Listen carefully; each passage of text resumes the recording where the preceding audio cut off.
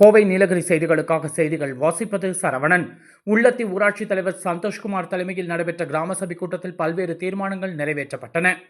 நீலகிரி மாவட்டம் உதகை ஊராட்சி ஒன்றியத்திற்கு உட்பட்ட உள்ளத்தி ஊராட்சி தலைக்குந்தா பகுதியில் கிராம சபை கூட்டம் நடைபெற்றது. ஊராட்சித் தலைவர் டி சந்தோஷ்குமார் தலைமை தாங்கினார். ஊராட்சி செயலாளர் சஜித் முன்னிலை வகித்தார். கிராம சபை கூட்டத்தில் அனைத்து துறை அலுவலர்களும் கலந்து கொண்டு பொதுமக்களின் பல்வேறு கேள்விகளுக்கு பதிலளித்தனர். பின்னர் கூட்டத்தில் பல்வேறு தீர்மானங்கள் நிறைவேற்றப்பட்டன. குறிப்பாக உதகை மாநகராட்சியாக மாறும் பட்சத்தில் உள்ளத்தி ஊராட்சியை அதில் இணைக்க எதிர்ப்பு தெரிவித்து தீர்மானம் நிறைவேற்றப்பட்டது.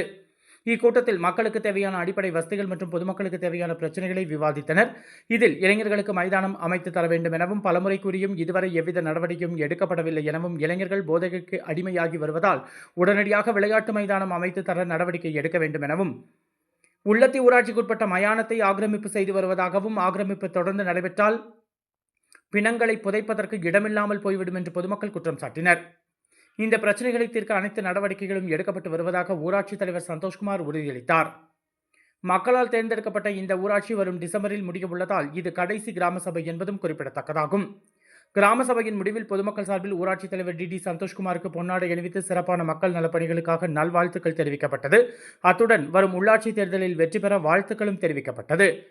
கோவை நீலகிரி செய்திகளுக்காக எமது சிறப்பு செய்தி ஆசிரியர் தமிழ் வெங்கடேசன்.